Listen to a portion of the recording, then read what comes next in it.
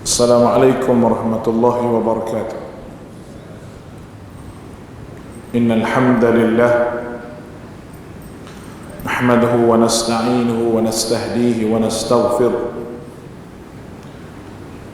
wa nu'minu bihi wa natawakkalu alayhi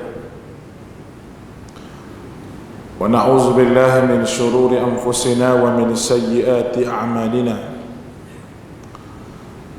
من يهده الله فلا مضل له ومن يضلل فلا هادي له أشهد أن لا إله إلا الله وحده لا شريك له وأشهد أن محمدا عبد الله ورسوله اللهم صل على محمد وعلى آله وأصحابه ومن تبعهم بإحسان إلى يوم الدين وبعد.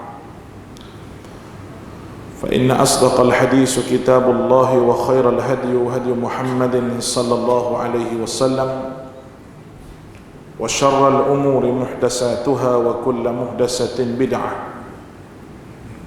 وكل بدعة ضلالة.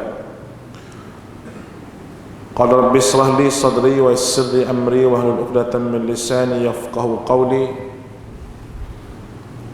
Terima kasih pada pengurusi majlis, ahli-ahli jawatan kuasa masjid, dan imam, hadirin hadirat, muslimin muslimat yang dirahmati oleh Allah Subhanahu wa taala. Terima kasih kerana menjemput saya pada malam ini dan mudah-mudahan pertemuan kita dirahmati dan diberkati oleh Allah. Apa yang saya nak sebut pada malam ini InsyaAllah menjadi pengajaran dan maklumat kepada kita. Sabda Nabi SAW, "Taraktu fikum amrayn lan tadillu ma in tamassaktum bihima kitaballahi wa sunnati." Aku tinggalkan kepada kamu dua arahan. Amrun, satu arahan.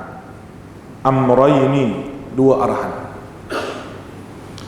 Biasa orang sebut, aku tinggalkan kepada kamu dua perkara.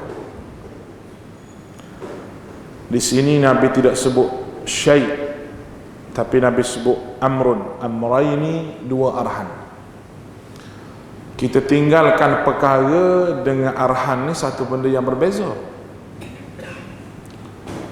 Kalau kita nak pergi Kuala Lumpur, kita tinggalkan lauk yang telah dimasak, duit atas peti ais. Kita beritahu anak kita boleh makan lauk hak mak masak ni, ataupun boleh ambil duit ni pergi beli lauk lain. Mana ada pilihan. Itu dua perkara. Tetapi kalau kita sebut pada anak kita, lauk pun kena makan, duit pun kena ambil. Kalau dah habis lauk, tak ambil duit ni, aku terajang, contoh. Itu orang panggil tinggal arahan. Lalu apa yang ditinggalkan oleh Nabi? Amrayni, dua arahan. Jaminan Nabinya, la taraktu fikum amrayn lan tadillu ma in tamassaktum bihima kitaballah. Tidak akan sesat kamu sampai bila-bila selagi kamu berpegang yang pertama kitab Allah, itu Al-Quran, kitab Allah. Yang keduanya wasunnati, itu sunnah Nabi. Jaminan Nabi SAW, selagi mana orang itu berpegang pada Quran, pada sunnah Nabi, dia tidak akan sesat, walaupun dia dituduh sebagai sesat. Oleh kerana itu, muslim-muslimat dirahmati oleh Allah, Islam pada peringkat awal ni memang orang jadi hairan bila Nabi sebut Islam. Pelik. Bada'al Islamu ghariban wa sayaudu ghariban fatuba lil ghuraba. Permulaan Islam tu pelik. Orang jadi hairan, jadi ajaib bila Nabi sebut kematian ni, lepas pada hidup ni mati, lepas pada mati ni hidup semula. Banyak mereka mencabar Nabi sallallahu alaihi wasallam dengan berbagai-bagai cabaran kerana mereka rasa pelik.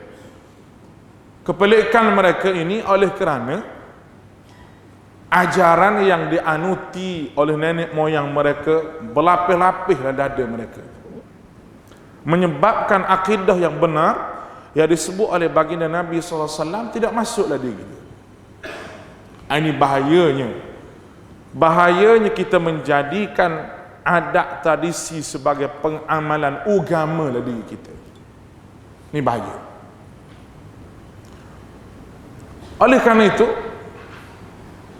Nabi SAW tinggalkan dua, Al-Quran, hadis. Walaupun dia nampak macam berbilang, satu Al-Quran, dua hadis, tetapi dia tidak boleh diterima secara berbilang. Maknanya kita tak boleh terima Quran dulu, lepas tu baru terima hadis, tak boleh. Kita kena terima secara sekaligus Al-Quran dengan hadis. Dalam bahasa dia sebut kita kena terima secara ta'dadiyan, secara keseluruhan, bukannya tertiban, bukannya satu-satu. Kalau kita terima satu-satu bermakna tidak lengkap. Panduan yang Allah Ta'ala bagi itu tidak lengkap. Oleh kerana kalau kita tengok ada ayat Al-Quran yang mana Allah Ta'ala sebut secara basicnya sahaja, tetapi huraiannya ada pada hadis Nabi SAW. Ada yang Allah Ta'ala sebut Nabi buat dulu, Al-Quran datang menyokong perbuatan Nabi SAW. Pun ada juga begitu.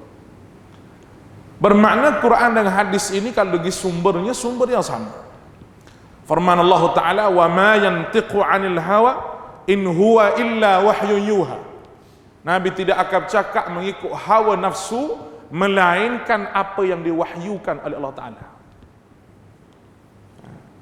Apabila kita menerima secara Quran dulu, lepas tu baru hadis, kita tidak menerima secara sekaligus, macam-macam boleh berlaku, sehingga berlakunya golongan yang disebut sebagai anti hadis. Anti hadis. Boh dia Malaysia ni nama Qasim Ahmad nama. Kita sebut arak sikit. Itu boh anti hadis Malaysia, yang mengatakan beberapa benda yang tidak puas hati mengenai hadis Nabi SAW. Banyak perkara lah kalau saya sebut. Contohnya macam mana Nabi ni boleh sebut, macam mana orang boleh betulkan perkataan Nabi ni sedangkan Nabi ni pernah juga lupa. Kita tak nafi memang Nabi pernah lupa, tetapi lupa Nabi itu sengaja dilupakan oleh Allah Subhanahu Wa Taala untuk menjadi hukum kepada kita. Contohlah hadis-hadis Nabi lupa banyak. Nabi lupa semayang, contoh. Satu hari Nabi semayang 2 rakaat zuhur. Sahabat ikut Nabi 2 rakaat lah. Sudah semayang, Nabi bangun, Nabi duduk belakang. Relax, Nabi duduk belakang. Lalu sahabat pun tengok aku, tengok mumu, tengok aku masing-masing. Jadi hairan lah, hari ni semayang 2 ni. Dia orang nak kita tanya, takut-takut hari ni memang kena semayang 2 je, Allah Ta'ala suruh. Jadi tak banyak tanya lah, ikut je. Seorang sahabat nama Zul Yadain, Zul Al-Yadain, dia pergi jumpa Nabi SAW.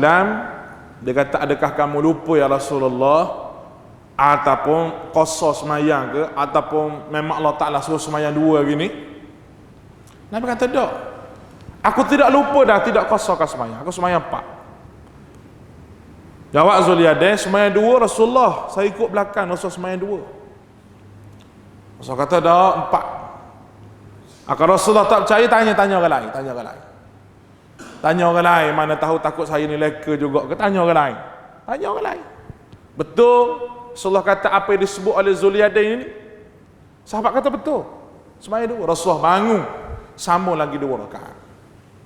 Maka ulama bahas di sini, kenapa tidak semayang daripada awal, kenapa semayang 2 rakaat? Sedangkan telah terdapat perbualan di antara Nabi SAW dengan para sahabat. Ini saya kata, lupa Nabi ini menjadi hukum, menjadi perbahasan walaupun Nabi lupa. Boleh faham ni? Ini jawapan dia. Baik. Itu merupakan tonggak kepada kehidupan, itu Al-Quran dan sunnah Nabi SAW. Yang saya sebut, kita kena terima secara dua-dua ni, secara sekaligus. Tak boleh terima satu-satu. Terima Quran dulu baru terima hadis, tak boleh. Kerana masing-masing melengkapi di antara satu sama lain. Tuan-tuan dirahmati oleh Allah. Step yang kedua je. Maka agama ni Nabi SAW sebut kerangka kepada agama. Dia punya rangka agama ni ada. Oleh kerana agama ni adalah benda yang datang daripada Allah, yang mana Allah Ta'ala sendiri beri nama kepada Islam. Allah Ta'ala sendiri beri nama. Inna ad-dina indallah al-Islam. Sesungguhnya agama yang diredai, cara hidup yang diredai di sisi Allah Ta'ala al-Islam, iaitu Islam. Allah Ta'ala sebut lagi, al-yawma akmaltu lakum dinakum wa atmamtu alaikum ni'mati wa raditu lakumul Islam madina. Al-yawma akmaltu lakum, hari ini telah lengkap agama kamu. Akmaltu lakum dinakum wa atmamtu alaikum, dan aku persiapkan Islam ini sebagai cara hidup kamu.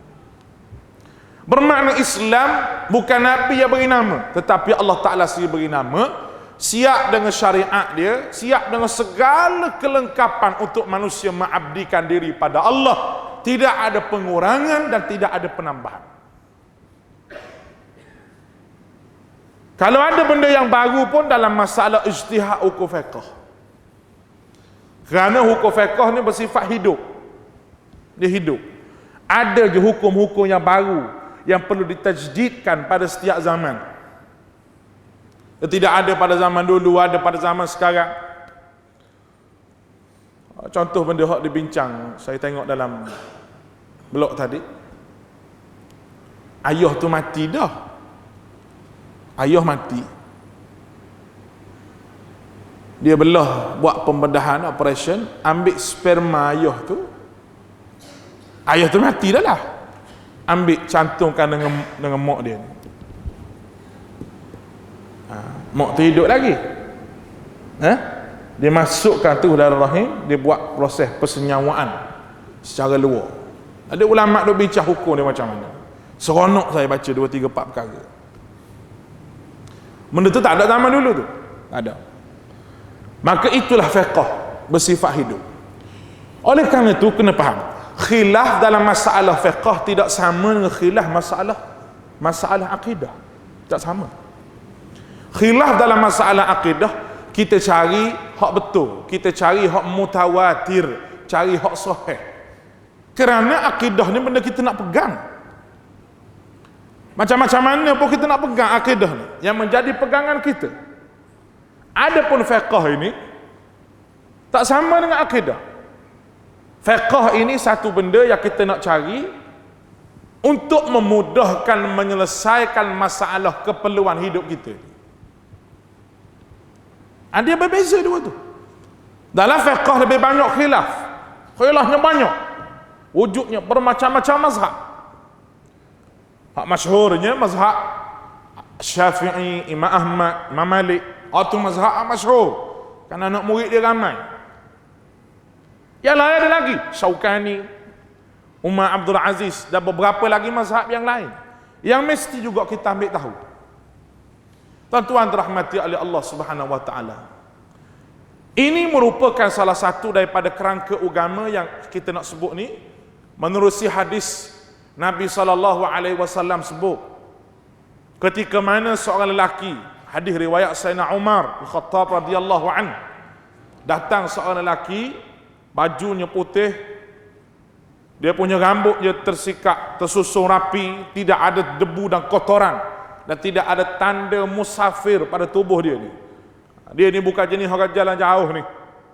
Mari depan Rasulullah, dia minta laluan, duduk depan Nabi. Belaga lutut dengan Nabi, tangan letak atas paha. Ulama bahas sama ada paha dia, letak atas paha dia, ataupun letak atas paha Nabi SAW. Tak tahu kiralah paha siapa-siapa pun. Tapi dia datang bertemu dengan Nabi, tidak ada orang kenal dia. Tidak ada seorang pun mengenali dia. Tak pernah tengok. Sayyidina Umar kata bukan orang sini ni. Kita kalau orang kampung kita kenal kan? Betul tak? Kita kenal. Sama ada kenal kita tu pernah nampak muka di masjid ataupun pernah nampak muka di kedai kopi. Dua tu je tempat dia. Kalau kita biasa tengok dia ni di masjid.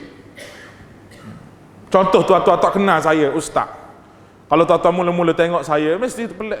Orang kampung mana ni besar macam jin. Contohnya dah. Mesti tengok atas, tengok bawah. Tak pernah tengok lagi. Orang kampung kita kenal muka macam mana, kita kenal dia. Ni tak tahu siapa dia. Mari bertemu Nabi sallallahu alaihi wasallam. Tanya Nabi, akhbirni anil Islam. Akhbirni. Dia tak tanya mahwal Islam, apa dia Islam, tapi khabarkan kepada aku wahai Muhammad. Maknanya Nabi ni, tugas Nabi ni, an-nabiyyu man 'indahu naba'un. Nabi-nabi ni orang yang ada berita pada dia, orang yang ada khabar, sama ada basyiran, khabar yang gembira, ataupun nadhiran, khabar yang menggerunkan. Di atas batas tubuh Nabi itu ada dua benda ini. Jadi khabar kepada aku wahai Muhammad, apa dia Islam? Nabi jawab, al-Islam an tashhadu an la ilaha illallah, asyhadu anna Muhammadar Rasulullah, wa tuqimus salah, wa tu'tiyaz zakah, wa tasuma Ramadan, wa tuhajjil bait man istata'ta ilaihi sabila, atau kama qala Nabi. Islam mengucap dua kalimah syahadah. Sudah Nabi jawab, ucap dua kalimah syahadah, semayang, puasa, zakat, haji ni. Sudah Nabi jawab, dia kata sadaqta. Betul Muhammad. Jadi sahabat pelik lah. Bagi di mana orang ni tanya-tanya, jawab betul. Dah tahu dah betul, tanya buat apa? Apa ni? Bertanya ni merupakan kaedah nak dapat ilmu. 3 ada kaedah dapat ilmu. Yang pertama membaca. Iqra' bismi rabbikal ladzi khalaq. Kita kena baca. Tapi tak semua kita baca kita faham. Ada benda yang kita baca kita tak faham. Memerlukan kepada bertanya. Dalilnya fasalu ahla dzikri in kuntum la ta'lamun. Bertanyalah pada yang mengetahui sekiranya kamu tidak tahu. Yang pertama membaca. Membaca ni kena banyak bacalah. Mari orang Melayu tak boleh baca kitab-kitab ni, tak boleh baca nanti berguru dengan syaitan. Ni hadis riwayat al-Melayuwiyin dia panggil. Ada kena mengena dengan riwayat Nabi, tidak ada. Tidak ada kena mengena. Ada benda yang perlu kita berguru. Contoh Quran, kita perlu berguru lah. Untuk tengok ketepatan huruf bacaan daripada guru kita tu. Untuk kita baca. Benda-benda yang berkaitan dengan hadis, kefahaman hadis tu perlu pada guru lah. Ada pun benda yang telah dihuraikan. Kita boleh baca.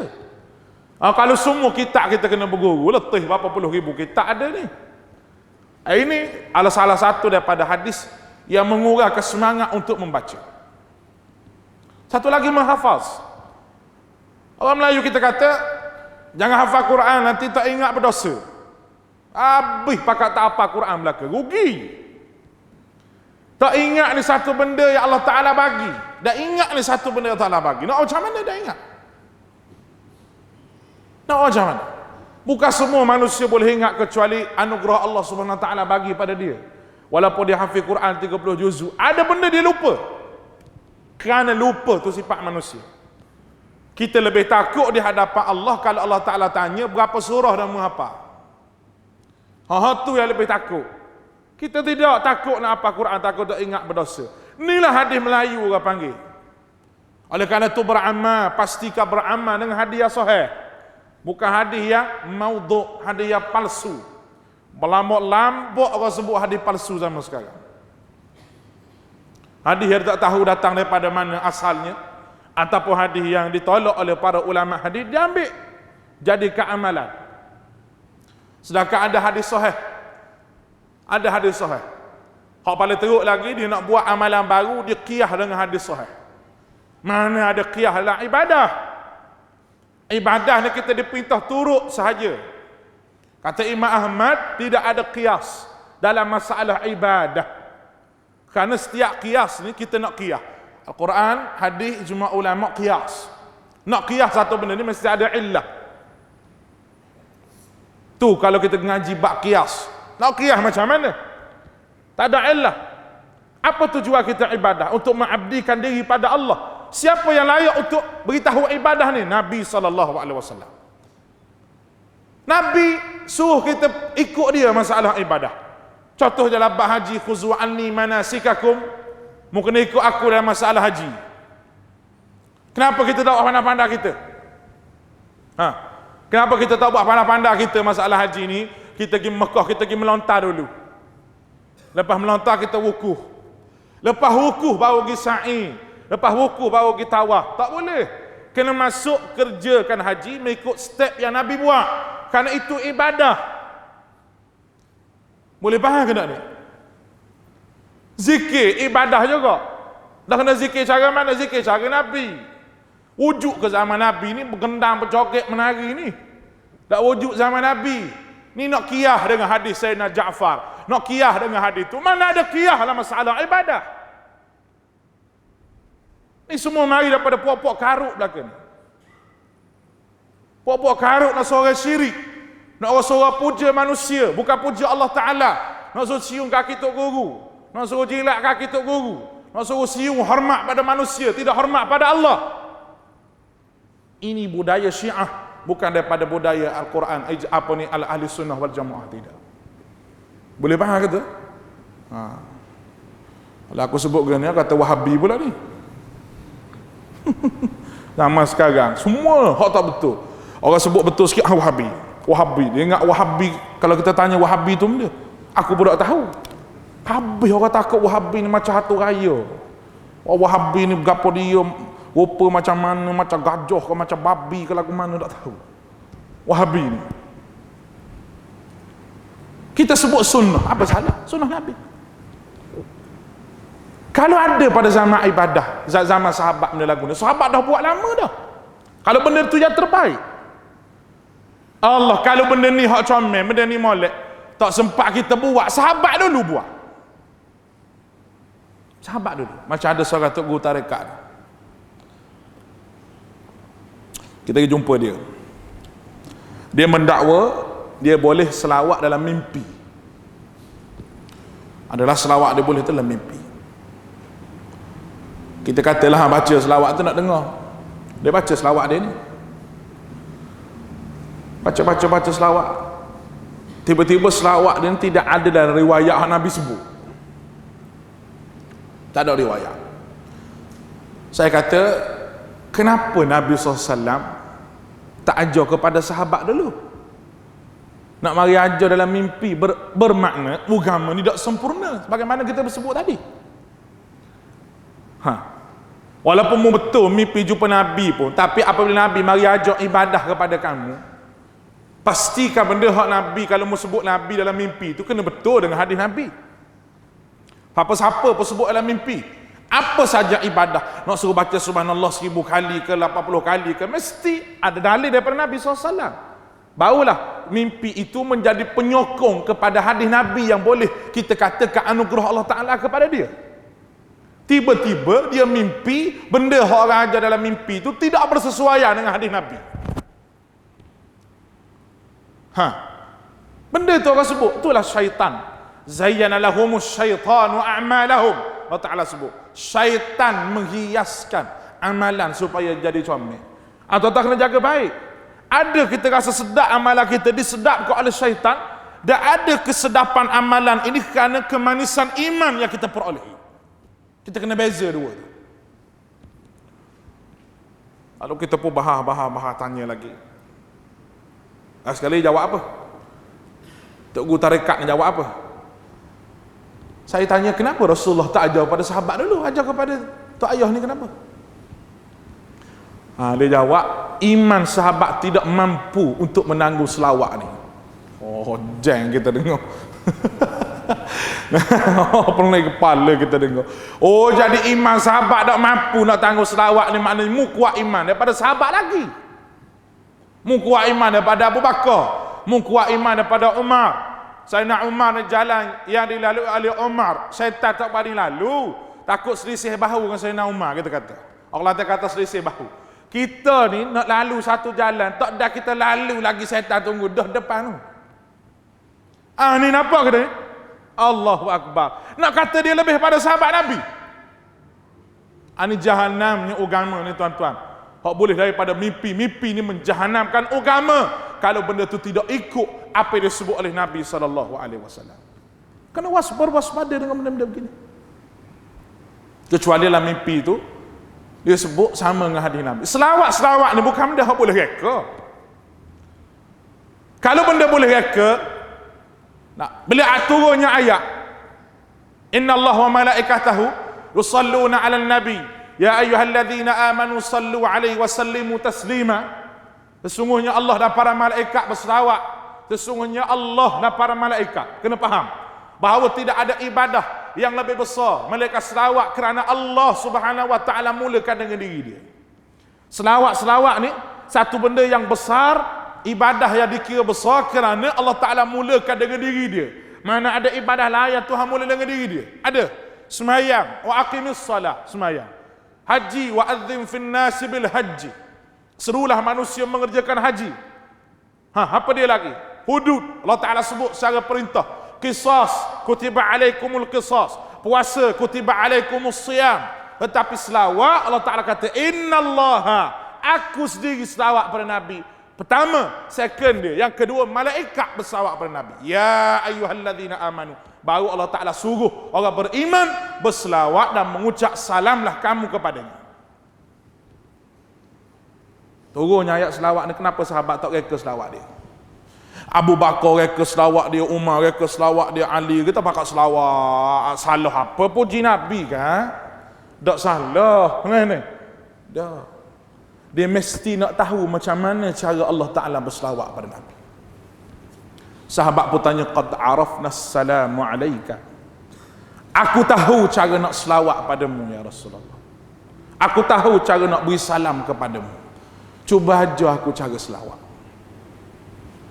Satu riwayat 3 kali tanya. Nabi senyap, tak jawab. 3 kali sahabat tanya. Setengah ulama hadis membahaskan 3 kali Nabi tak jawab ni, nak tunggu Allah Ta'ala selawat tu macam mana? Nak tunggu Allah Ta'ala ajar Nabi. Keluar pada mulut Nabi, Allahumma salli ala Muhammad wa ala ali Muhammad kama sallaita ala Ibrahim. Macam kita selawat atas ayat akhir. Satu riwayat, ada satu lagi, Allahumma salli ala Muhammad. Boleh buka kitab orang tabligh baca tu, Fadail A'mal, bab selawat. Maulana Zakaria Al-Kandahlawi sebut. Ada dah lebih kurang 30 lebih tak silap saya hadis-hadis berkaitan dengan lafaz selawat. Kita boleh selawat. Ni tunjuk mari berselawat. Terengganu berselawat, Selangor berselawat, nama berselawat. Adakah orang faham berselawat dengan menasyid, dengan bergendang? Menasyid lain, itu perkara keharusan yang diperlukanlah hidup manusia, iaitu berhibur. Lain dengan selawat. Islam mari, Nabi mari ajar ni, bukan nak suruh mari ajar penyanyi, nak suruh jadi penyanyi semua, tidak. Nak suruh jadi penasyid lah ke tidak. Walaupun itu uslubud dakwah, tapi kena faham apa dia hakikat dakwah. Dakwah ini kul hadhihi sabili ad'u ila Allah ala basirah. Katakanlah kul hadhihi sabili, ini jalan Allah. Ad'u ila Allah, bawa manusia balik pada Allah. Atas apa? Ala basirah, di atas hujjah. Orang menerima Islam ni kerana kekuatan hujjah yang ada dalam agama ini. Ini kena faham tuan-tuan. Jadi kita tak salahkan orang nak berqasidah mana, qasidah itu bagus. Lebih baik daripada konsep-konsep lain. Tetapi jangan menganggap ini sebagai ibadah. Jangan letak lama selawat, orang akan keliru. Ada selawat ke gini? Selawat apa lama-lama tangan begini? Ada selawat. Kita duduk di rumah kita, duduk atas kursi, baju budak pakar. Tapi kita selawat ke Nabi. Siapa ke Nabi? Man salla alayya wahidatan sallallahu alaihi biha asyara. Siapa yang berselawat ke aku sekali, sallallahu alaihi biha asyara, Allah Ta'ala bahalah selawat dia 10 kali. Satu SMS selawat kita kirim ke Nabi, kalau bahasa SMS lah, WhatsApp, 10 Allah Ta'ala balah. Walaupun jauh Nabi, sampai selawat Nabi. Itu hubungan kita dengan Nabi SAW. Kita banyak selawat. Ini tuan-tuan rahmati, jangan kita keliru dengan benda-benda begini. Oleh kerana itu, bila Nabi sebut Islam, maka dia jawab dan Nabi sebut benar. Saya sebut tadi, cara nak dapat ilmu ni ada membaca, ada bertanya, satu lagi mengkaji. Bila dia tanya, Nabi jawab, dia pun kata sadaqta, betul Muhammad. Yang kedua, akhbirni al-iman, sebut pada aku apa dia iman. Nabi kata antu'minu billahi wa malaikatihi wa kutubihi wa rusulihi wal yaumil akhir wa tu'minu khairihi wa syarrihi min Allah. Percaya pada Allah, malaikat, rasul, kitab, hari kiamat dan buruk baik itu datang daripada Allah. Sadaqta, betul Muhammad. Khabirni al-ihsan, sebutkan apa dia ihsan. An ta'budallah ka'annaka tarak wa illam takun tarahu fa innahu yarak. Ibadah pada Allah, membuat jadi hamba Allah seolah-olah menampak Tuhan. Bukan nampak gini seolah-olah, memang tak nampak lah, tapi rasa bahawa Allah Ta'ala itu sentiasa ada. Ilan takun tarahu fa innahu yarak. Kalau mu tak boleh begitu, mu tahulah bahawa Allah Ta'ala sentiasa melihat kamu, dekat dengan kamu. Tiga, akhbirni ala sa'ah, kiamat bila? Baik, sebut je kiamat ni benda yang orang panggil semua orang tak tahu. Nabi jawab apa? Hak nak jawab pun tak tahu, hak nak tanya pun tak tahu. Itu jawapan Nabi. Kerana Allah Ta'ala sebut dalam Quran, yas'alunaka 'anis sa'ah kul ilmuha 'indallah. Mereka tanya mengenai dengan kiamat, jawablah itu urusan Allah. Tuan-tuan, ada benda dalam Al-Quran Allah Ta'ala tanya, Allah Ta'ala bagi jawapan. Ada benda dalam Al-Quran Allah Subhanahu Wa Ta'ala tanya, disuruh-suruh pada dia. Kalau ayat lain, yas'alunaka 'anil mahid, orang tanya apa dia haid, qul huwa adha fa'tazilun nisaa fil mahid. Allah Ta'ala suruh Nabi jawab haid tu begini-begini. Yas'alunaka 'al khamri wal maisir, orang tanya kamu ni arak ni macam mana? Qul fihima ithmun kabir. Mujawab Muhammad, ini dosa, kemurkaan, kekejian yang cukup besar. Jawab. Tetapi kalau ada benda yang tak perlu Nabi jawab, tak perlu jawab. Yas'alunaka 'anir ruh, mereka bertanya mengenai ruh. Qulir ruhu min amri rabbi, jawablah ruh ni urusan Allah. Kenapa Allah Ta'ala tak jawab? Kerana tak padang otak manusia nak fikir. Allah Ta'ala tak bagi tahu kiamat ni bila. Cuma orang tu tanya lagi Nabi, apa dia tanda kepada kiamat? Nabi jawab. Bila ibu melahirkan tuan dia, orang Badui yang berkaki ayam, membina bangunan yang tinggi-tinggi, itu Nabi sebut tu. Tanda-tanda ini dihuraikan oleh para ulama mengikut kemahiran masing-masing, kerana apa yang Nabi sebut itu orang panggil kesamaran. Nabi tak sebut nyata gitu, Nabi sebut samar. Macam-macam orang boleh hurai. Kita kena faham lah bila Nabi sebut samar ni macam mana. Ni ada orang hadis tu kesamaran, Nabi sebut bukan jelas. Dia pergi hukum ni orang ni puak ni, dia kata tak betul dari segi kaedah menghurai. Tuan-tuan dirahmati oleh Allah, orang tu pergi turun, Nabi tanya mau kenal siapa tu? Sayyidina Umar jawab, Allah wa rasuluhu a'lam, Allah Ta'ala Rasul sahaja mengetahui. Itu jawapan dia beri oleh Sayyidina Umar. Allah, sahabat ni dia tak ikut pandai-pandai dia. Kalau kita orang tanya, kenal tu, rasa macam pernah tengok je ni. Tu kalau kita dah.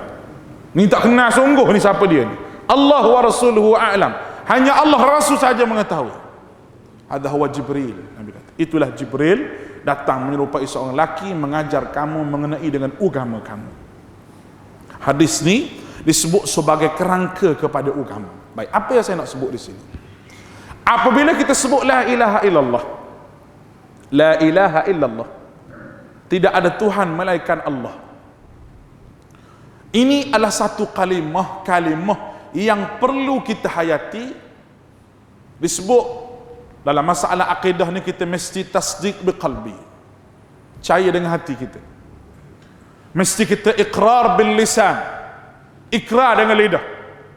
Wa amalun bil arkan, mesti amal dengan rukun. Dengan syariat Islam mesti kena amal. Malahan kepercayaan dalam hati itu adalah satu benda yang membolehkan manusia masuk surga Allah. Sekarang itu orang munafik, dia kekal neraka. Innallaha jami'ul kafirina wal munafiqina fi nari jahannam. Allah Ta'ala kumpul sekali orang munafik dengan orang kafir. Kerana dari segi kekufuran mereka sama. Dari segi hati mereka serupa. Cuma hak ni nampak ke Islam, hak ni memang tolak Islam betul-betul. Orang munafik disebut oleh Allah dalam Al-Quran. Dicerita panjang lebar dalam suratul Baqarah. Orang kafir 2-3 ayat je. Orang beriman 1 ayat je. Orang munafik lebih kurang 4-5 ayat Allah Ta'ala sebut. Wa minan nasi may yaqulu amanna billah wa bil yaumil akhir wa ma hum bimu'minin. Khadi'un Allah. Allah Ta'ala sebut 2-3 ayat cerita bab munafik. Menandakan virus munafik ini sangat-sangat cepat merebaklah hati manusia. Maka Nabi sebut tanda munafik. Ayatul munafiqin salasu. Orang munafik 3 tanda. Wa idza haddatha kadzaba. Bila bercakap menipu. Bohong. Wa idza wa'ada akhlafa. Bila janji tidak ditepati. Kata janji ditepati tapi tidak ditepati. Ini orang panggil munafik. Wa idza tumina khana. Dia beri amanah, khianat kepada amanah. Apabila dia beri amanah, dia khianat kepada amanah. Sama ada orang beri amanah kepada dia ataupun kepercayaan kepada dia, tiba-tiba dia khianat, maka itu tanda orang munafik. Ini orang yang menyebut la ilaha illallah, dia mesti kenal Allah Ta'ala. Nak mengenal Allah dengan cara yang disebut oleh Allah Ta'ala. Dengan cara yang disebut oleh Allah. Di antaranya cara kita nak kenal Allah. Kita hendaklah tahu bahawa Allah Ta'ala ni buat langit bumi. Buat langit bumi. Rububiyah, uluhiyah dia panggil. Allah Ta'ala buat langit bumi. Buat siang malam. Langit bumi siang malam ni kenapa Allah Ta'ala sebut bahawa dia yang buat? Kerana tak ada seorang manusia yang berfikiran waras boleh mengaku bahawa dia buat. Carilah ucapan-ucapan pemimpin-pemimpin besar dunia. Disebut oleh Al-Quran. Ucapan Firaun, ucapan Namrud. 2, 3, 4 ekor lagi hebat-hebat Al-Quran tu. Semua tak berani nak mengaku bahawa langit bumi ni dia buat. Contoh Firaun. Firaun ni berlawan dengan Nabi Musa. Nabi Musa diutuskan kepada Firaun. Allah Ta'ala sebut innahu tagha. Ingat wahai Musa, Firaun ni jahat, taghut. Cakap pun kena cakap baik, faqula qawlan layyinan. Kena cakap yang baik. Cakap lembut je dengan Firaun ni. Nak pergi berdakwah dia jangan cakap kasar-kasar. Firaun mengaku, wahai rakyat Mesir, tidakkah kamu melihat? Wa hadhil anhar tajri min tahti afala tubsirun. Sungai yang aku alirkan ke ladang gandum kamu ini, tidak kamu melihat ni? Ni projek aku ni. Katanya Firaun. Dia boleh mengaku dia buat sungai alir kat ladang gandum, tapi dia tak boleh nak mengaku dia buat langit bumi. Walaupun dia kata faqala ana rabbukumul a'la. Aku Tuhan hak tinggi sekali. Aku Tuhan hak tinggi sekali. Allah. Syaitan ni jahat juga tapi tak mengaku dia Tuhan. Manusia kalau jahat memang betul lebih jahat pada syaitan lagi. Nah, boleh jadi syaitan yang geleng kepala lah. Abang dia kata. Boleh mengaku dia ni Tuhan. Tapi dia tak boleh mengaku dia buat langit bumi. Dia buat siang malam. Namrud dengan Nabi Ibrahim. Rabbi alladhi yuhyi wa yumit. Qala ana uhyi wa umit. Tuhan saya boleh menghidupkan orang mati. Macam mana Tuanku? Qala ana uhyi wa umit. Aku juga boleh hidupkan orang mati. Qala fa inna Allaha ya'ti bisyams min al-masyriq fa'ti biha min al-maghrib. Aku juga boleh hidupkan orang mati. Dia buat macam mana? Dia ambil 2 orang hak hidup.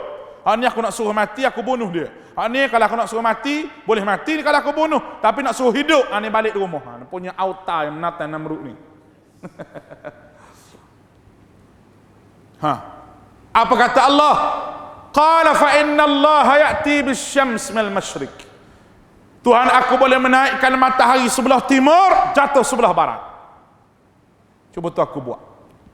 Fabuhital ladzi kafar. Tenganga tak boleh nak jawab. Tenganga tak boleh nak jawab Namrud. Kerana tidak ada orang yang berfikiran waras, dia boleh kata dia buat langit bumi. Ayah Peng dia kerajaan langit tapi tidak mengaku langit dia buat. Orang kampung aku tu tapi bukan waris aku lah. Boleh nampak ni? Ni. Oleh kerana itu satu kebesaran Allah Ta'ala. Di situ dia buat langit. Contoh Allah Ta'ala cerita surah Ar-Ra'd. Allahu alladhi rafa'a as-samawati bighairi 'amadin tarawnaha thumma istawa 'alal 'arsy. Wa sakhkhara asy-syamsa wal qamara kullu yajri li ajalin musamma. Yudabbiru al-amra yafassul ayat la'allakum bi liqa'i rabbikum tuqinun. Allah Ta'ala sebut, Allahu alladhi rafa'a. Aku yang mengangkat langit dengan tidak ada sebatang tiang. Kalau ada, cuba mu tengok mana tiang, cuba mu tunjuk kepada aku. Cara Allah Ta'ala sebut pada kita. Di mana? Tak boleh. Tak ada tiang. Ni nak angkat masjid ni kena ada tiang. Sebaik ada tiang ni tak utuh. Tapi di Terengganu ada tiang pun utuh. Apa ni? Biasalah negeri Darul Runtuh. Itu Terengganu ni. Ni sini ni ada tiang. Alhamdulillah tak utuh. Langit bi ghairi amad, tidak ada tiang, tarawnaha, yang boleh kamu tengok. Malam aku buat, lepas malam aku buat, siang lepas siang, semua ni yufassilul ayat, kebesaran yang aku tunjuk kepada kamu, aturan yang hebat aku tunjuk pada kamu. Allah Ta'ala cerita benda-benda begini kalau tidak ada manusia yang boleh cerita benda-benda begini bahawa dia buat. Marilah kerajaan besar mana pun. Pertama. Yang kedua, Allah Ta'ala cerita bahawa dia yang memulakan kejadian manusia. Ini diri kita ni. Allah Ta'ala yang memulakan kejadian manusia. Dengan Allah Ta'ala buat Adam. Walaupun banyak teori-teori manusia, tapi tak jumpa jalan. Mari teori Darwin, mari teori ni, teori itu, tak jumpa teori yang sebenar. Maka Allah Ta'ala selesaikan masalah ni. Aku jadikan kamu ni khalaqahu min turab, jadikan Adam tu daripada tanah. Dalam tubuh kita ada dua unsur. Yang pertama ada roh, yang kedua ada jasad. Jasad ni boleh nampak, jasad ni mari daripada tanah. Sebab tu kita nak pelihara jasad kita ni, kita kena makan semua hak mari daripada tanah belaka. Sayur kat tanah atas tanah, tembikar tanah atas tanah, beras, padi, semua mari pada tanah. Dalam tanah tu ada zat besi, ada karbohidrat, ada vitamin. Ni doktor pandailah bahagian ini. Kita makan lebih karbohidrat sangat jadi kecil manis, lebih zat besi banyak jadi asid urik, jadi gout. Gout ni penyakit dekat-dekat dengan go out. Nampak ni? Aku pun ada juga sikit. Ni tuan-tuan nak beritahu. Kita kena makan semua mari daripada tanah belaka. Hebat macam mana pun manusia dia kena makan mari daripada tanah. Dan dia kena balik kepada tanah. Tempat kesudahan dia jadi tanah. Nak besar jasad ni tak payah Tuhan bagi nafsu. Nafsu makan. Lapar je nak makan. Tak payah fikir banyak. Lapar je makan, tak payah fikir banyak. Ada orang kata, kita rasa lapar, gitan dah. Sakit perut baru gitan dah. Kalau kita kata kalau lapar gitan dah, maknanya mu ni piuh mu putuh. Nampak ni, orang tak cari makanan di tandah, orang cari makanan di kedai. Saya berasa mengantuk, tidur. Rasa mengantuk, rasa lapar, rasa kenyang ni adalah benda yang diberi oleh Allah Subhanahu Wa Taala kepada semua manusia. Mu beriman, kamu kapir, kamu Melayu ke Cina, aku beri belaka. Sebab tu tak penting bangsa ni nak jadi bangsa apa pun jadilah. Nabi Muhammad SAW tak pernah berbangga dengan bangsa dia. Kita nak jadi bangsa apa? Bangsa ni benda hak kebetulan. Kebetulan. Saya kebetulan jadi Melayu. Tuan-tuan kebetulan jadi Arab. Kebetulan jadi orang Kelantan. Kebetulan nak buat mana? Boleh faham ke tak kebetulan? Kita pergi di pasar, kebetulan ikan murah. Biasa ikan 12 rias kilo. Hari tu ikan murah 3 rias kilo. Kita pun beli banyak balik buat kuah laksa. Buat mari masjid. Tok Iman tanya, "Guana buat kuah laksa ikan mahal ni?" Dia kata, "Tak mahal, saya beli RM3 sekilo." Tok Iman nak pergi beli juga esok. Esok RM23 sekilo. Dah kemarin RM3 sekilo, itu ikan curi. Nampak ni? Kebetulan, apa panggil kebetulan? Kebetulan pun ni kebetulan. Melayu ni kebetulan. Dok bangga sikit pun kita jadi Melayu. Saya dok bangga saya jadi Melayu. Tuan-tuan bangga jadi Melayu. Lantok Melayu tidak boleh menjamin masuk syurga Allah. Inna akramakum indallahi atqakum. Hak paling mulia di sisi Allah bertakwa. Sama je kita Melayu, Cina, India ni. Tengok masa kita lahir. Masa kita lahir ni menangis bunyi serupa. Betul tak? Cina pun nangis bunyi gitu. Kalau Cina menangis bunyi mana? Songnya. Anak Cina ni kita kata. Anak India bunyi yalla, anak India ni. Tak ada menangis bunyi sama belaka. Menangis ni satu bahasa antarabangsa. Ya Allah Ta'ala mulakan di mulut kita sebelum pandai cakap Melayu, sebelum pandai cakap Perak, cakap Pulau Pinang, cakap Kelantan ni, dia mari menangis dulu. Ini keperluan hidup manusia Tuhan bagi. Maka Allah Ta'ala ni buat adalah hidup kita ni, wa fi anfusikum afala tubsirun, telah sebut. Pada tubuh badan kamu tidakkah kamu melihat kebesaran Allah? Hebat Allah Ta'ala ni. Tubuh badan kita ni, janggut, rambut ni dia panjang sokmo rambut ni kena gunting sokmo rambut. Betul tak? Bulu mata ni dak panjang bulu mata. Ni bulu mata. Saya baca satu kajian bulu mata ni, kalau kita cabut belakang bulu mata kita, tak sampai 2 bulan mata kita ni jadi rabun. Kerana bulu mata ni kata dia bertindak sebagai Swiss yang mengesan habuk nak masuk dalam mata kita, lalu dia berkelip. Makin tebal bulu mata, makin susah nak pakai cermin mata. Tu doktor lah kaji. Nah bulu mata ni tak panjang, dia gitu je. Kalau panjang letih. Gitu duduk. Assalamualaikum ji, waalaikumsalam. Maaf lah tak sempat nak kerak bulu mata cucu ramai di rumah.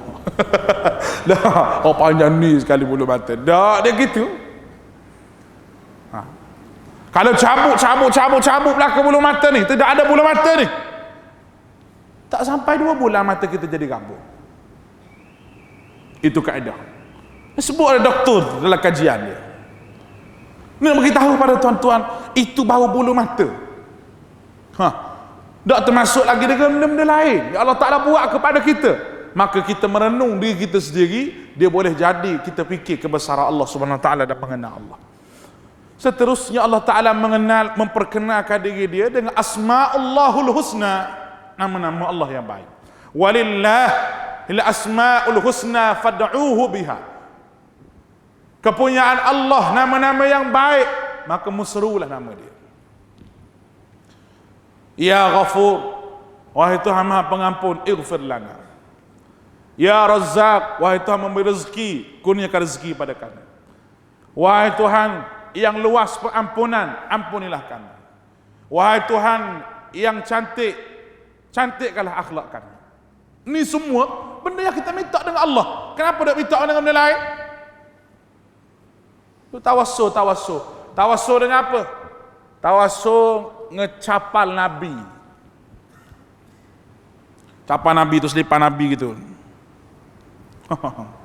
Gantung selipar. Siapa dia ajarmu? Bodoh-bodoh Abu Jahal pun tak letak selipar atas kepala. Ni orang marah ke saya ni, minta maaf lah. Pakcik, panggil sangat siapa dia suruh. Ada kelebihan apa pada selipar Nabi? Siapa mari hadis di mana? Dalam Syama'il dia ceritalah selipar Nabi. Tapi tak ada lah cerita siapa nak suruh ambil berkat dengan selipar. Tak cukup dengan sunnah Nabi tinggal. Siapa nak ambil selipar Nabi, gantung di tubuh. Ada khasiat pula, nak tengok ketah tu khasiat dia. Kalau gantung di tubuh tak ada penyakit gatal. Kalau gini-gini, Allah, kita pun pakat beli belaka. Letaklah kereta jauh daripada kemalangan. Letaklah rumah hatu dak mari. Tuan rumah tu nak lekat sama dengan hatu dah. Hatu tak mari tak apa, geng aku ada dalam tu, dia kata. Nak halau gangguan sihir, dia lakarkan capan Nabi tu, dia lakar gitu. Siapa dia boleh sah? Nabi hidup berapa tahun? 63 tahun. Selipat jenis tu yang Nabi pakai. Ha? Selipat tu yang Nabi pakai. Kita hidup hari ni, nak berapa tahun? Kita hidup 60 tahun. Kita tak pakai selipat design sama. Kenapa tidak dilakarkan khuf Nabi? Khuf. Nabi pakai khuf. Kasut-kasut Nabi. Stoking kulit tu. Kenapa tak dilakar benda tu? Dilakarkan ni capan Nabi. Letak di situ, letak di sini. Macam-macam cerita umat hari ni. Itu pakai siung belaka. Tabarruk dia panggil. Ambil berkat. Memang kalau orang Melayu bak ambil berkat number 1. Nombor 1 bak ambil berkat. Sungguh. Ambil berkat ustaz sikit. Ustaz mengajar dia tak mari kira nak ambil berkat je. Ustaz mengajar dia dengar mana, dia duduk relax kita dengar. Dia tak dengar mana. Tapi ambil berkat ustaz, mari salam ustaz, siung tangan kau ni, patapuk tangan pula, pajilak gitu pula. Nak ambil berkat ni, nak ambil berkat. Habis segala benda nak siung ustaz. Apa yang berkat ni? Berkat ni kerana ilmu yang ada dalam tu. Ilmu tu hak berkat. Hujah tu hak berkat. Tubuh tak ada berkat. Nak berkat apa? Nak berkat apa kita ketuk sama busuk, berok sama busuk? Berkat kat mana? Nabi berkat pada apa? Dia peluh wangi, kita peluh ya Allah. Isteri duduk sebelah tu bersin sama macam. Kenapa kan ni? Berkat bagi mana? Ini kita bertabarruk dengan benda. Pergi kubur, pergi kubur. Pergi kubur, baca. Minta tolong orang dalam kubur ni supaya dia minta tolong dengan Allah Ta'ala. Orang panggil tawassul dengan orang mati. Tawassul ni wujud pada 3 keadaan. Yang pertama, kita boleh bertawassul dengan orang hidup. Tak ada tawassul dengan orang mati. Kita boleh minta tolong doa ke saya. Tak apa. Ustaz-ustaz biasa orang minta dah. Ustaz tolong doa ke saya, Tok Guru tolong doa ke saya. Ataupun puas dah minta tolong ustaz ni tak jadi, minta tolong Emisha sekali, contoh. Minta tolong M Nasir ke penyanyi pula nak minta tolong ni. Tolong doa ke saya. Tak ada masalah. Tak ada masalah. Siapa saja kita boleh minta tolong doa untuk kita. Satu. Yang kedua, bertawassul dengan nama-nama Allah. Saya sebut tadi. Yang ketiga, bertawassul dengan amal kebaikan yang kita buat, sebagaimana kita boleh buka kitab Riyadhus Salihin. Dia bertawassul dengan amalan dia apabila duduk dalam gua, pintu gua tertutup. Ya Allah, aku ni seorang ada mak bapak 2 orang, aku tidak akan minum, tak akan makan kecuali aku beri makan kepada mak bapak aku dulu. Satu hari aku pergi cari kayu, dia cerita banyaklah. Aku tak balik tu, ya Allah, nampak mak bapak aku tidur, aku nak bagi susu pada dia. Tiba-tiba dia tidur, anak aku tu menangis lapar susu, aku tak bagi pada anak aku kerana nak suruh mak aku minum dulu. Ya Allah, kalau aku buat tu kerana redha daripadamu dan mengharapkan keredaanmu, ikhlas kerana-Mu, ya Allah, tolong bukalah pintu gua ni. Ini Nabi cerita dan memang ada benda tu. Tawassul dengan amalan kita, ya Allah, aku pernah buat baik, aku dulu pernah mari masjid, ya Allah, aku dulu pernah buat begini, tolonglah sekarang ni aku ada masalah. Kalau aku buat tu kerana ikhlasnya aku, tolonglah selesaikan masalah aku. Tak apa. Ni kubur tolonglah saya gini, saya kubur gini, ni Tok Wali ni, ya ilah. Rosaklah agama ni, rosak. Lah sekali orang pergi kubur, sembah kubur belaka. Nah, di Indonesia saya baca dalam akhbar tu, dia pergi di kubur Gus Dur.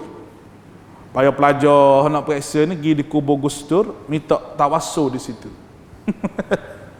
Siapa dia boleh jamin dalam kubur tu selamat? Siapa dia boleh jamin? Siapa dia boleh jamin hak kita minta dalam kubur tu selamat? Walaupun atas muka dunia dia ada ulama, dia orang baik, aku tak tahu mati dia macam mana. Betul ke tidak? Cuma kita nampak mata kita lah. Ada Nabi sebut, amal orang tu sejekah dengan syurga, akhir Allah Ta'ala campur dalam neraka. Ada orang tu amal dia sejekah lagi nak masuk neraka, Tuhan tarik dia masuk syurga.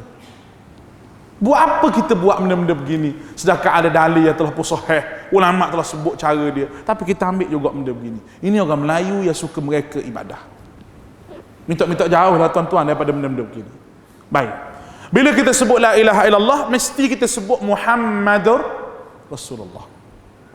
Itu mesti kita sebut. Kerana Allah Subhanahu wa taala kira nabi. Kira nabi untuk menyeragamkan baik cara ibadah, cara apa biar seragam. Ni aku nak. Aku beritahu pada nabi aku, mu ikut nabi. Ittabi'u wa la tabtadi'u. Kamu diperintah supaya ikut dan tidak diperintah supaya mereka ikut saja. Kalau kita ikut nabi. Dan apa saya nabi ajar pada kita? Macam-macam nabi ajar. Kita nak buang air pun Nabi ajar, nak masuk tandas guna tangan kanan, apa ni kaki kanan, kaki kiri, nak duduk macam mana, nak semua ada hadis belaka. Semua ada hadis belaka. Hebatnya Allah Taala aturkan kehidupan Nabi ni begitu hebat. Sehingga Nabi cerita benda-benda tu menjadi siapa ke zaman sekarang pun kita boleh guna lagi apa yang Nabi cerita. Apa yang Nabi sebut. Tiba-tiba kita tak rasa cukup dengan Nabi ajar ni. Ini bala besar. Apa yang Nabi sebut? Sunnati. Alaikum bi sunnati. Kepada kamu sunnah aku. Bila kita sebut Muhammad Rasulullah, maknanya sunnah Nabi kita nak ikut. Sunnah ni sunnah. Kalau kita tengok perbahasan bahasa, sin ni apabila campur dengan nun, dia membawa makna berturut-turut. Lepas satu-satu makna. Contohnya sin campur dengan nun di dalam perkataan sinatun.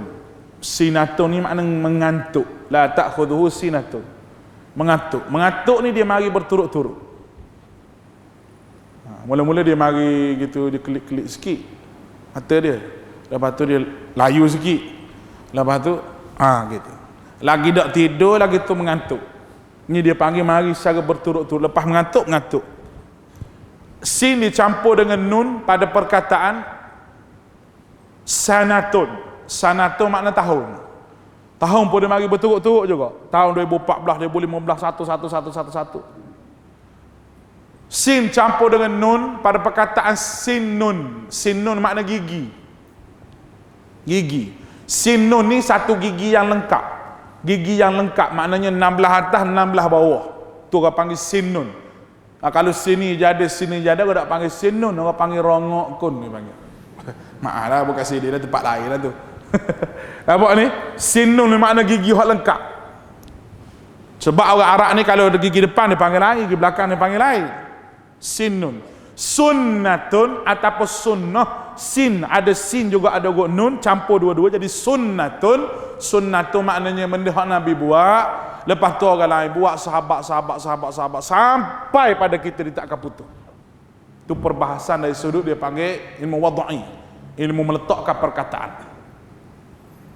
Sunnah ni dari segi istilah ni banyak istilah. Ulama fiqh, ulama usul fiqh dan ulama hadis. Ya dapat kita ambil sunnah ini aqwalun nabi, perkataan nabi, wa af'alun nabi, perbuatan nabi, wa taqrirun nabi. At-taqrirun nabi. Takrir maknanya apa takrir? Takrir maknanya ikrar Nabi sallallahu alaihi wasallam. Takrir makna ikrar Nabi. Ikrar Nabi ni maknanya pengakuan Nabi. Nabi tak buat. Nabi tak buat. Tapi Nabi tengok, Nabi tak kata apa. Ataupun Nabi mengiyakan. Di sini orang keliru. Kekeliruan yang berlaku bila sebut pasal sunnah, timbul bab makanan. Sebut makanan sunnah, tak gitu tak? Sedap juga kalau tengok orang bahas makanan sunnah ni. Siapa ke kambing pun jadi sunnah juga makan. Pening juga tu. Kambing jadi sunnah sebab Nabi makan kambing. Dia kata. Dia tak sedar Abu Jahal minta darah kambing juga. Adakah Abu Jahal dapat pahala kerana mengikut sunnah? Segala makanan ini tidak menjadi sunnah.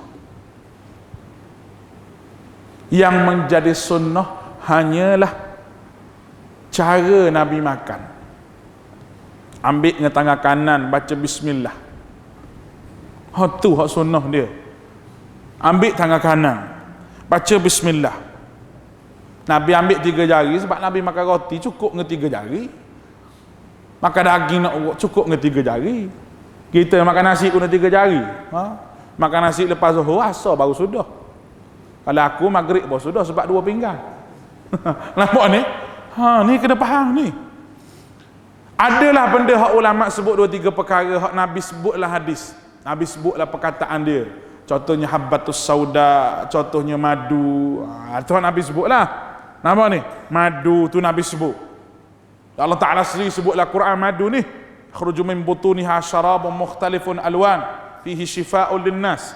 Habbatus sauda, zanjabil, daun sanu, daun sina tu disebut. Bolehlah kita katakan sebagai sunnah lah, bolehlah. Baik. Macam mana ustaz kata sunnah Nabi makan kambing? Abu Jahal pun makan kambing. Dah jubah. Abu Jahal pakai juga jubah. Macam mana tu sunnah ke tidak? Makanan dengan pakaian dia lain. Pakaian kalau kita nak pakai apa pun kita boleh pilih dan tidak gatal pun tubuh kita ni. Makanan hanya bersesuaian dengan selera dan mulut kita saja. Nabi dia orang Arab maka dia makan kambing. Kalau dia orang Kelantan makan nasi kabu. Nampak kan ni? Kalu ni aku sebut ni nama jadi isu pula Nabi makan nasi kabu. Sebab tu tak boleh sandar makanan Nabi ni. Ada juga orang sebut Nabi makan roti jala cicah kuah kari. Rosok Islam. Nampak ni? Nabi makan roti jala cicah kuah kari. Tu. Sedap juga perbahasan tu. Roti jala ni mari di mana? Kari ni India mari. Arak tak makan pedah. Arak kalau makan pedah sudahlah berperang dia dengan pedah ni. Kalau biasa dengan syekh-syekh Arak lah, kalau dia tu makan pedah, hairan kita tengok. Memang Arak tak makan pedah. Dia syekh mari rumah kita buat ni sambal ni untuk orang Malaysia ni syekh makan ni. Nak rasa sambal dia kata. Dia rasa sambal pilih tu pedah sikit, pedah merah muka, mu nak bunuh aku dia tanya. Marah dia sebab tak makan pedah. Jangan kita sandar ke Nabi walaupun makanan. Kerana Nabi marah, man kadhiba alayya muta'ammidan falyatabawwa maq'aduhu minan nar. Siapa yang mendustai aku tak sebut, dia kata aku sebut, aku tak kata, dia kata aku kata, maka dia telah menempah kursi dan neraka untuk dia. Dia merekonfirmkan kursi dan neraka untuk dia. Kena faham ni. Lalu jubah boleh kita sebut sebagai sunnah kerana Nabi boleh buat pilihan pakaian. Nabi boleh pakai cara rom, Nabi boleh pakai cara lain, tapi Nabi masih kekal memakai jubah. Walaupun Abu Jahal tu pakai jubah. Tapi buat makanan, lain buat makanan. Selera Nabi hanya makan tu. Itu. Ada benda yang Nabi je buat, kita tak boleh buat. Nabi je buat, khas Nabi, kita tak boleh buat. Contoh tidur, Nabi tidur satu hari berdengkur. Satu anugerah daripada Allah Ta'ala ni orang tidur berdengkur ni. Kerana Nabi tidur berdengkur. Nabi bising lah berdengkur ni tak. Bunyi macam-macam, bunyi berdengkur ni. Bunyi macam lori nak cabut gear pun ada. Macam-macam bunyi. Orang berdengkur ni tak sedar dah. Saya tak pernah dengar lagi saya berdengkur macam mana. Nabi berdengkur, kuat Nabi berdengkur, Nabi pun bangun semayang. Nabi bangun semayang. Sahabat tanya Rasulullah, tak ditidur dah lena, bangun semayang, tak ambil semayang? Nabi kata, mata aku je tidur, hati aku tak tidur. Khas untuk aku. Nabi sebut gitu, khas untuk aku, bukan untuk kamu. Mu ni, pok-pok mu ni, jangan buat gitu. Aku tak apa. Nabi ni mata dia je tidur tapi hati tak tidur. Puak kita tak ada mata tidur lagi hati tidur dah. Tu kita lah. Ini yang nak sebut. Salah faham pasal sunnah ni lah dia jadi rosak agama. Benda yang tidak sunnah kita kata sunnah. Berkat-berkat dengan benda-benda tertentu. Kan ada dulu orang jual air celupan anak-anak dulu ada kan orang jual.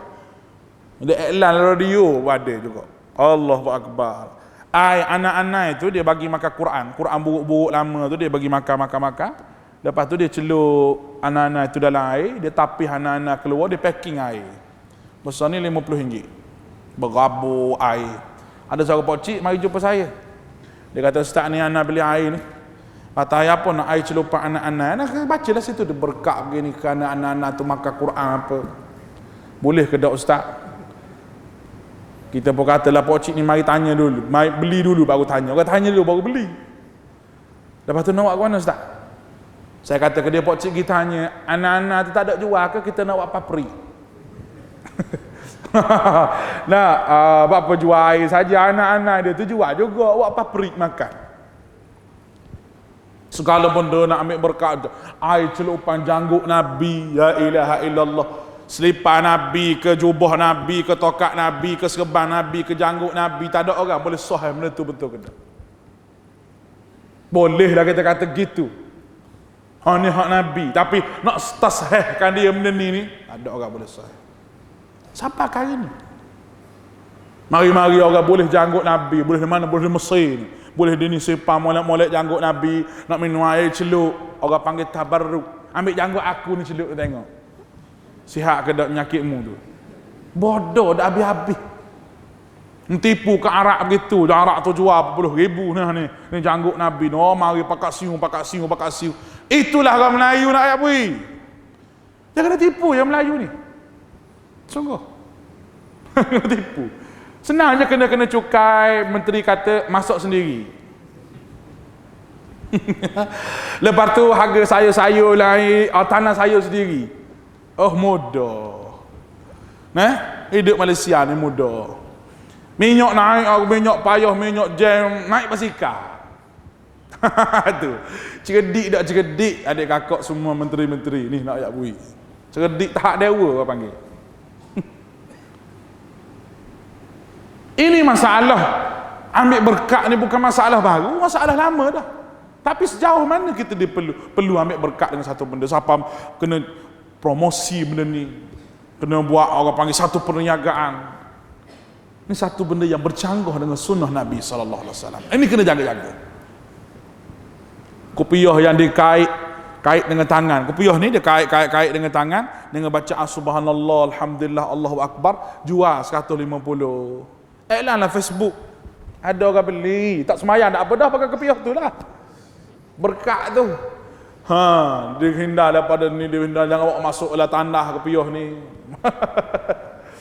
Nampak ni?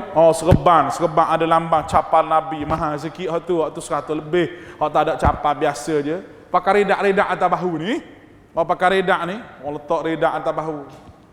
Ada riwayat Nabi letak atas bahu, tapi Nabi letak gitu je lah. Sebagai keperluan, sebab negara Arab ni dia mughabbarah ni debu banyak. Nak walak peluh senang. Nabi pun letak atas ni sehingga ada hadis seorang badui mari heret serban. Siapa merah tekuk Nabi ni kerana kain dia kasar sikit pada hari tu. Ada Nabi tutup kepala, ada riwayat Nabi ikat kepala. Ni sanak serban hak saya dapat daripada tok guru saya. Sanaknya gini 7 lapis. Mu mari di mana? Sanak tu Abu Jahal pakai serban juga. Ambil sanak di mana Abu Jahal tu?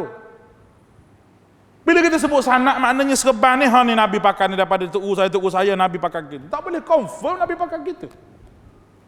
Pokcik, pakailah serban kau nak pakai. Tak secara kesanak lah pakailah serban macam mana pun. Nak tak ekor depan pun tak ada orang marah. Tak ada orang marah, relax ekor duduk depan kita relax. Makan nasi buat dah kena bayar. Kenapa dia? Jadi kesusah nak pakai serban. Agama ke lagu ni? Agama ke? Nabi ajar ke benda lagu ni? Batu Datuk Syekhardawi sebut, apabila kita buat satu benda yang diada-adakan, nescaya kita akan tinggal berkarya lebih besar daripada itu mencintai sunnah Nabi SAW. Kalau kita sayang ke Nabi, kita kena sayang ke sunnah Nabi, kita kena buat sunnah Nabi. Dan bila kita tahu sunnah Nabi, kita jangan rasa diri kita hebat. Yang dirasa diri kita pandai lebih pada orang lain. Kita mulakan sunnah tu dan diri kita dulu. Kalau sunnah Nabi, jamu orang makan, buat jamuan, makan. Kita pun beri orang makan. At'imut ta'am, Nabi sebut. Beri makan pada orang. Hari ni 2 orang saya beri makan. Mari. Nak kata kita pergi makan. Duit banyak. Hari ni esok orang ni pula mari beri makan. Ataupun hari Minggu menjemput-jemput semua sekali ke rumah saya. Kita buat jamuan sikit. Siapa di rumah tu imam tolong doa sikit lah supaya niaga saya berkat begini-begini. Tu imam apa berdoa? Berdoa untuk orang tak salah.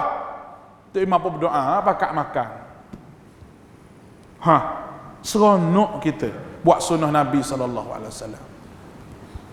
Jadi saya rasa sekadar itulah untuk malam ni, insya-Allah. Kita sambung lain kali pula, insya-Allah. Tak boleh banyak-banyak sangat habis modal.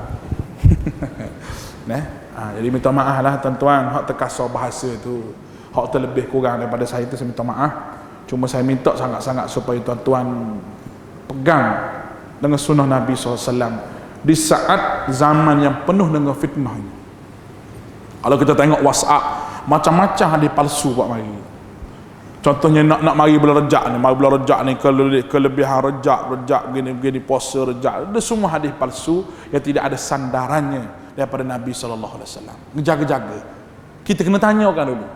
Tanya ustaz riwayat dia macam mana ustaz, sahih ke tidak. Ustaz yang mana kita siqah dengan dia. Siqah makna ada percaya, dia ni ada orang panggil ada kelayakan untuk bahas mengenai dengan hadis. Kita tanya dia betul ke tidak ni. Lalu benda tu betul kita sebarkan. Sebab kita sebar perkataan Nabi. Sebab tu Nabi guna baligh anni walau ayah, sampai daripada aku walaupun satu ayat. Baligh anni, sampai daripada aku. Maknanya apa yang kamu nak sampai itu pastikan benda tu daripada aku dulu. Baru kamu sampaikan. Jangan kita sebar pandai-pandai kerana kita takut benda tu Nabi tidak sebut akan jadi kita ni mendustai Nabi SAW.